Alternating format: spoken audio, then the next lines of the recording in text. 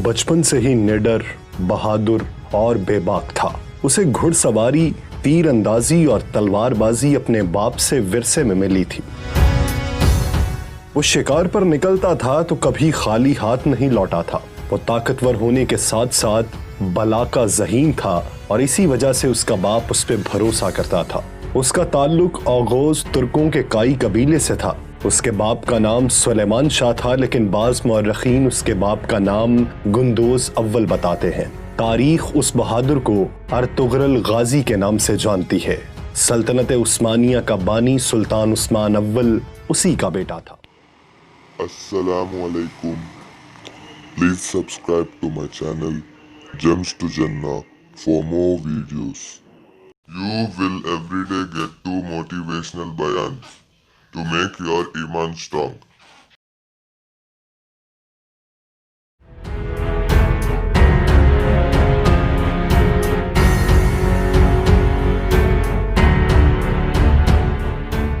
Ertugrul 1190 में मौजूदा तुर्की के सूबे बरूसा में पैदा हुआ। जब मंगोलों ने तुर्कमानिस्तान पर हमला किया तो बहुत से कबीलों ने हिजरत की और एशियाई कोचक की जानिब रवाना हुए। काई कबीले ने शाम के करीब एक इलाके में पड़ाव डाला था, लेकिन ये इलाका सर्दियों के मौसम के लिए साजगार नहीं था। इसलिए अर्तुगरुल का बाप सुलेमान शाह चाहता था कि जल्द अज जल्द किसी बेहतर मकाम की जानिब हिजरत की जाए। उसके लिए उसने अर्तुगरुल को हलब भेजने का फैसला किया, जहां पर सुल्तान सलाहुद्दीन अय्यूबी के जानशीन हुकूमत कर रहे थे। हलब के सुल्तान अल अजीज के पास सुलेमान शाह के एलची के तौर पर अर्तुगरुल को भेजा जाना था, लेकिन उससे पहले एक ऐसा वाकया हुआ जिसने काई कबीले को मुसीबतों में धकेल दिया। अर्तुगरुल गाजी अपने जानिसारों के साथ शिकार खेलने गया तो वहां उसने देखा कि कुछ सलीबी ईसाई कैदियों को लेकर जा रहे हैं। उसने कैदियों को बचा लिया और सलीबियों को कत्ल कर दिया, जबकि कैदियों को कबीले में ले आया। सलीबियों से झड़प में उसने अनातोलिया पर काबिज सलीबी सरदार तीतुश का भाई भी कत्ल कर दिया, जिसके बाद सलीबी काई कबीले के दुश्मन हो गए। जबकि जो कैदी वो साथ लाया था उनमें एक बूढ़ा शख्स और उसकी एक बेटी और बेटा था। ये शख्स रूमी सल्जूक शहजादा गयासुद्दीन था, जिसे शहजादा नुमान भी कहा जाता है। उसकी बेटी हलीमा सल्जूक शहजादी थी, जो बाद में अर्तुगरुल की बीवी बनी, और उसका भाई शहजादा शहीर भी उनके साथ था। उस वक्त तख्त की हिफाजत और किसी बगावत को कुचलने के लिए सुल्तान ने अपने भाइयों को कैद कर दिया था, लेकिन शहजादा नुमान काई कबीले के हाथ लग गया था। उसकी बाजियाबी के लिए सल्जूक गवर्नर ने भी काई कबीले को धमकाना शुरू कर दिया, लेकिन काई सरदार ने अपनी रिवायात का पास रखते हुए कैदी उनके हवाले करने से इनकार कर दिया। जब अर्तुगरुल हलब के अमीर से मिलने गया तो साजिशों ने कैदियों को सल्जूकियों के हवाले कर दिया। हलब में अर्तुगरुल साजिशों का शिकार हुआ, लेकिन अपनी बहादुरी और ज़हानत से बच निकला।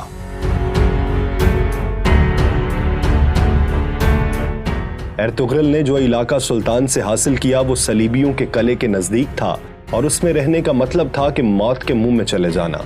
कबीले के सरदारों ने मुखालिफत तो की, लेकिन सुलेमान शाह ने हिजरत की और कबीला अनातोलिया की सरहद पर आबाद हो गया। तीतुश ने अपने भाई का बदला लेने के लिए उन पर हमला किया। काई कबीले ने अर्तुगरुल की क़यादत में उनके कले पर हमला कर दिया। काइयों ने सलीबी कला फतह कर लिया। 1225 में सुलेमान शाह के इंतकाल के बाद कबीले की सरदारी का मसला सामने आया, लेकिन उससे कबल के कोई फैसला होता, मंगोल उन पर हमला कर चुके थे। 1230 में मंगोल तातारी चंगेज खान की क़यादत में चीन और ईरान फतह कर चुके थे। मंगोलों की एशियाई कोचक मुहिम का सरबराह नवियान था। उसने तमाम तुर्क कबीलों पर हमला किया और उन्हें रौंदता चला गया। उसने काई कबीले पर भी हमला किया और कबीले को आग लगा दी। कबीले के लोगों ने मुश्किल से जान बचाई और अर्तुगरुल की वालिदा हाइमा खातून और भाई गुलदारों की क़यादत में अपने दोस्त कबीले दो दुर्गा चले गए।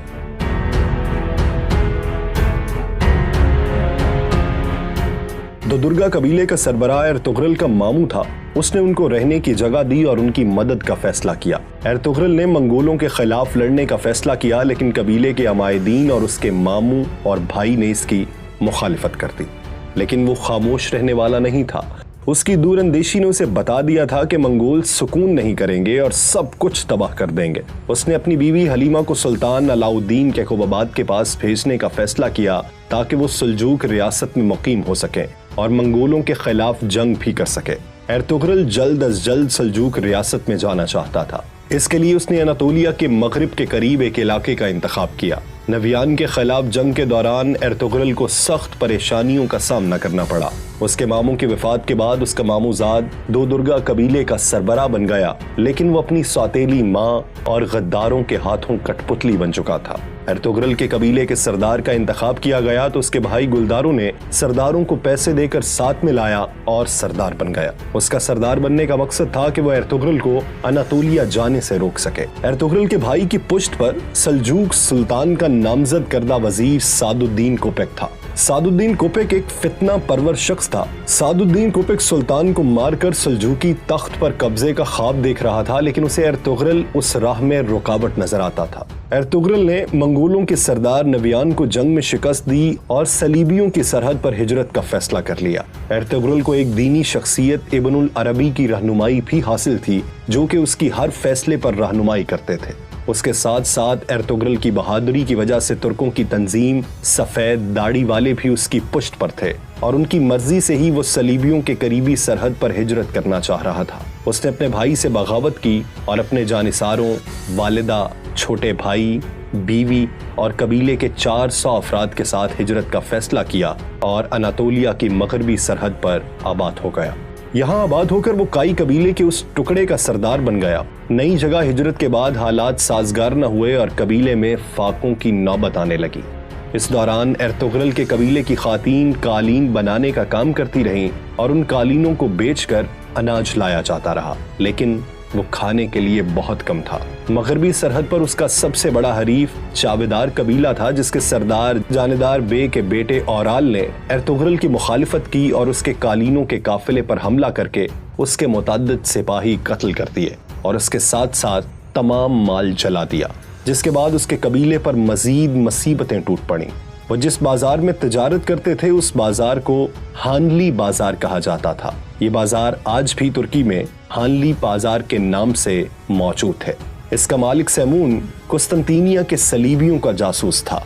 जब एर्तुगरुल को मालूम हुआ तो सफेद दाढ़ी वालों ने उसे इस जासूस को खत्म करने का हुक्म दिया। एर्तुगरुल ने अपने सिपाही नूरगुल के साथ मिलकर उसको बेनकाब किया और उसके खिलाफ जंग करके हानली बाजार पर कब्जा कर लिया। उसने चावेदार कबीले के सरदार के बेटे औराल से भी इंतकाम लेने का फैसला किया, लेकिन अमीर सादुद्दीन कोपेक ने मुदाखलत की और उसे बचा लिया। अमीर सादुद्दीन चूंकि उस इलाके का सरदार आला था, इसलिए उसकी बात का मानना जरूरी था, लेकिन एर्तुगरुल उसको खातिर में नहीं लाता था। इस दौरान सुल्तान अलाउद्दीन कैकोबाबाद का उस इलाके से गुजर हुआ तो उसने हानली बाजार के रोमी और ईसाई ताजरों से जब एर्तुगरुल की ईमानदारी और बहादुरी का तज़किरा सुना तो वो उससे बहुत मुतासिर हुआ। अमीर सादुद्दीन ने सुल्तान को बरगलाया कि एर्तुगरुल रियासत के अंदर रियासत बना रहा है और हानली बाजार को सल्तनत को देने की बजाय उस पर खुद काबिज हो गया है। लेकिन सल्जूक सुल्तान पहले ही एर्तुगरुल का मद्दाह हो चुका था और तुर्कों की रिवायात के मुताबिक तलवार से हासिल की गई जगह उसकी मिल्कियत होता है। सुल्तान ने एर्तुगरुल को इस सारे इलाके का सरदार आला बना दिया और सादुद्दीन को वापस कूनिया बुला लिया।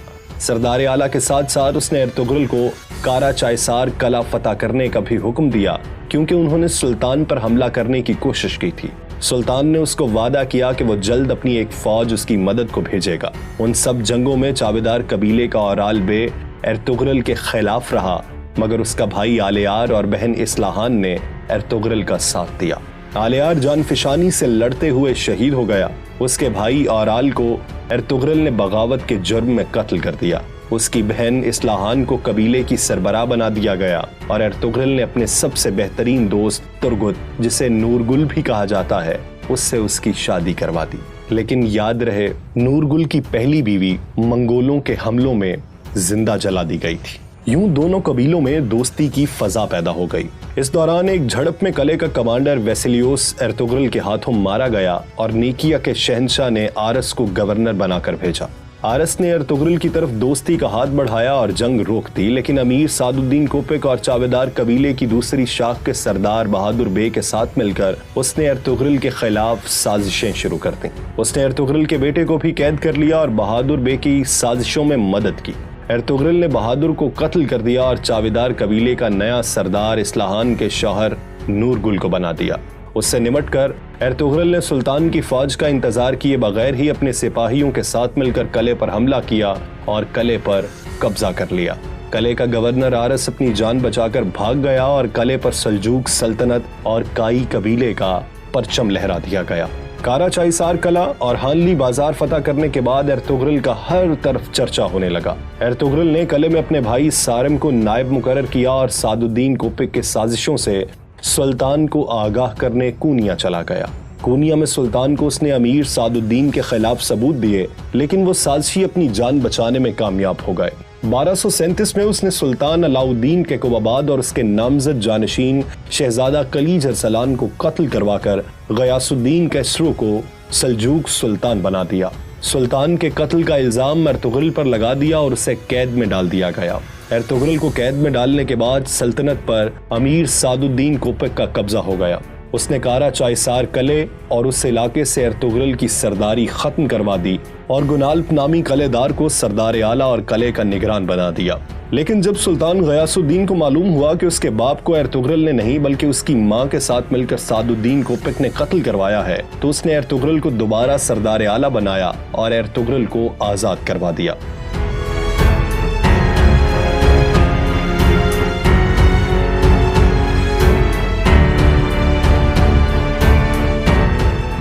सुल्तान गयासुद्दीन ने अमीर सादुद्दीन को कत्ल करने का हुक्म जारी किया और एर्तुगरुल को यह जिम्मेदारी सौंपी। एर्तुगरुल ने गुनाल्प बे को इस साजिशी शख्स की असलियत से आगाह किया और उसके साथ मिलकर सादुद्दीन कोपिक का खात्मा किया और सल्तनत को दोबारा पैरों पर खड़ा करने की कोशिश की। लेकिन उसने गुनाल्प को कारा चाइसार किले का निगरान ही रहने दिया और खुद कबीले समेत सोगोत हिजरत कर गया। सोगोत वह इलाका था जो उसकी बहादुरी से खुश होकर सुल्तान अलाउद्दीन ने उसे इनायत किया था और आजादी दी थी कि वो चाहे तो इर्द गिर्द के इलाके फतह करके अपनी जागीर बढ़ा सकता है। उसने हानली बाजार भी सल्जूक रियासत को सौंप दी और खुद सोगोत हिजरत करने की तैयारी करने लगा। इस दौरान ओख्ताई खान ने दोबारा अनातोलिया पर हमला करने का ऐलान किया और नवियान को यह काम सौंपा गया कि वो या तो सुल्तान गयासुद्दीन को अतात पर राजी करे या फिर अनातोलिया को तबाह बर्बाद कर दे। नवियान ने जब सुल्तान गयासुद्दीन को 2 गुना लगान और अतात का हुक्म दिया तो उसने एक सुलहनामा देकर एर्तुगरुल को नवियान के साथ ओख्ताई खान के पास सफीर बनाकर भेजा। एर्तुगरुल की गैर मौजूदगी का फायदा उठाते हुए नवियान की बहन ने काई कबीले पर हमला करने का मंसूबा बनाया, लेकिन वो कामयाब न हो सकी और नवियान की बहन मारी गई। उधर जब एर्तुगरुल ओख्ताई खान के पास पहुंचा तो उसने अमन मुआहिदे पर मुहर लगा दी और 2 साल के लिए सल्जूकों को मोहलत मिल गई। लेकिन इसी दिन ओख्ताई खान मारा गया और उसकी मौत का जिम्मेदार एर्तुगरुल को करार दिया गया, लेकिन वो भाग निकलने में कामयाब हो गया। नवियान ने उसका ताकुब किया लेकिन नाकाम रहा। नवियान वापस चला गया और ओख्ताई खान के बेटे कदुन खान को, जो उसका जानशीन था, उसे अनातोलिया पर हमले के लिए तैयार किया, जिसके नतीजे में 1243 में कोसे डाग की जंग लड़ी गई। एर्तुगरुल जब वापस कबीले पहुंचा तो उसने सोगोत जाने के लिए कबीले को तैयारियां शुरू करने का हुक्म दिया। इस दौरान सोगोत की सरहद पर मौजूद किले के गवर्नर ने उसके सिपाहियों पर हमला किया और उसके जवाबी हमले में उसने किले के गवर्नर को मार दिया और किले पर कब्जा करने का फैसला किया। लेकिन ऐन उस वक्त नीकिया के शहंशाह का बेटा प्रिंस थ्योडर बजाते खुद उसके पास आया और उससे शहंशाह की जानिब से माजरत की और दोस्ती का हाथ बढ़ाया, जिसके बाद सोगोत में सलीबियों की जानिब से खतरा टल गया और उसने कबीले समेत सोगोत हिजरत कर ली, जो कि अब एर्तुगरुल गाजी की जागीर थी।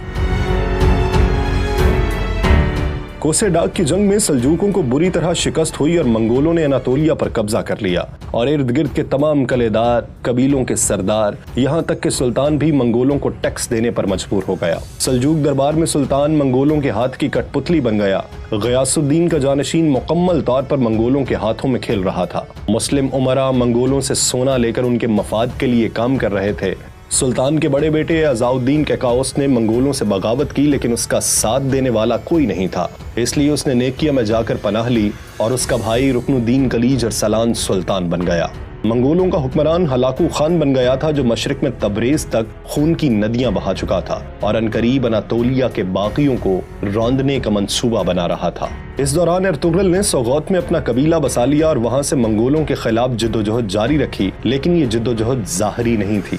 जाहिरी तौर पर वो मंगोलों को टैक्स देता था, लेकिन अंदरूनी तौर पर वो मंगोलों के खिलाफ एक बड़ा मंसूबा तैयार कर रहा था। उसने मिस्र के ममलूक सुल्तान मलिकुल ज़ाहिर रुकनुद्दीन बेबरस और चंगेज खान के पोते बरका खान, जिसने अपने कबीले के साथ इस्लाम कबूल कर लिया था और मंगोलों के खिलाफ जंग जारी रखे हुए था, उसके साथ मिलकर एक मंसूबा बनाया। सुल्तान अज़ाउद्दीन के काउस और उसके हामी कबाइल को इकट्ठा किया और उन दो बड़ी ताकतों को मंगोलों से लड़ने के लिए तैयार कर लिया। लेकिन अंदरूनी साजिशों और सलीबी कले के गद्दार गवर्नर की तरफ से हमलों के बाद अर्तुगरुल बुरी तरह फंस गया था, क्योंकि अपने अजीम मकसद को पूरा करने के लिए एक बड़ी जंग जरूरी थी। लेकिन इस दौरान वो किसी तौर भी बाज़ंतीनियों से जंग का सोच भी नहीं सकता था। मंगोलों की शोरश जारी थी, जबकि कई कबीले के लोग उनसे मिल चुके थे। अर्तुगरुल का सोगोत से कंट्रोल खत्म करने के लिए सल्जूक वजीर बहाउद्दीन ने उमरूलो कबीले को सोगोत में बसाने का फैसला किया। उमरूलो कबीले का सरबराह अर्तुगरुल के खिलाफ था, लेकिन उसकी बेटी अर्तुगरुल को पसंद करने लगी और बाद में अर्तुगरुल ने उससे शादी कर ली।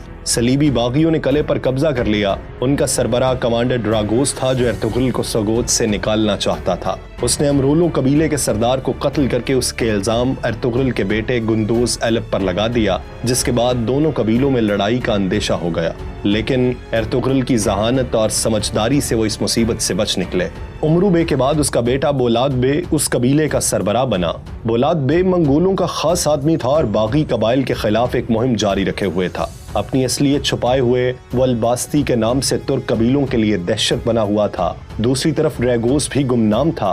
अर्तुगरुल को दो गुमनाम दुश्मनों का सामना था और वो दोनों उसकी नजरों के सामने थे, यानी अल्बास्ती बोलाद बे के रूप में और ड्रैगोस सोगोत के कलीसा में जिंगूच के रूप में। अल्बास्ती ने अर्तुगरुल के भाई गुलदारों के कबीले को भी तबाह कर दिया और वो अपनी जान बचाकर पहाड़ों में रूपोश हो गया था। अर्तुगरुल के सामने नादीदा दुश्मन थे और एक अजीम मकसद उसका मुंतजिर था। इस सूरत हाल में वो किसी तौर इन मामूली दुश्मनों को नजरअंदाज नहीं कर सकता था। अर्तुगरुल ने मंगोलों के दो सरदारों को कत्ल कर दिया, जो उसके कबीले पर हमला आवर हुए थे। उनकी मौत के बाद हलाकू खान का भाई एरुक बोका उसके मुकाबले के लिए सोगोत आ गया। उसने अल्बास्ती की मदद की और अर्तुगरुल के खिलाफ जाल बुनने शुरू किए, लेकिन अर्तुगरुल एक मर्तबा फिर अपनी जहानत से बच निकला। उसने ड्रैगोस को बेनकाब किया और उसे कत्ल कर दिया। अल्बास्ती भी जब खुलकर अर्तुगरुल के सामने आया तो उसके भाई गुलदारों के हाथों मारा गया। अर्तुगरुल उन दुश्मनों से निमटने के बाद मगरिब में बरका खान से मुलाकात के लिए चला गया। एरुक बोगा को जब इस बात का इल्म हुआ तो वो उसके पीछे चला गया। अर्तुगरुल ने बरका खान के गद्दार वजीर को बेनकाब किया और एरुक बोगा भी बरका खान के हाथों मारा गया। अर्तुगरुल ने बरका खान के साथ मिलकर मंगोलों से जंग की। उसने बरका खान को यकीन दिलाया कि जब वो मंगोलों पर हमला करेगा तो अनातोलिया के तुर्क उसके शाना बशाना होंगे, जबकि सुल्तान ज़ाहिर बेबरस भी अपनी फौज के साथ उनके साथ शामिल हो जाएगा। अर्तुगरुल वापस कबीले आ गया और अपने छोटे भाई दुंदार बे को कायम मकाम बनाकर उस जंग के लिए रवाना हो गया। उस जंग में मंगोलों को शिकस्त हुई। लड़ाई के दौरान ही हलाकू खान अलील हो गया और बीमारी से चल बसा। मुसलमानों को फतह नसीब हुई। बगदाद से खिलाफत अब्बासिया के खात्मे के बाद खिलाफत अब्बासिया काहिरा मुंतकिल हो गई। सुल्तान बेबरस भी वापस मिस्र चला गया और अर्तुगरुल जंग से गाजी बनकर लौटा, इसीलिए गाजी उसके नाम का हिस्सा बन गया। वो 1280 में 90 साल की उम्र में सोगोत में फौत हुआ और उसी शहर में उसका मकबरा तामीर किया गया। अर्तुगरुल गाजी की बहादुरी और शुजाअत और फरोग इस्लाम की खातिर जद्दोजहद की निशानी के तौर पर तुर्कमानिस्तान में उसके नाम पर एक मस्जिद भी तामीर की गई है।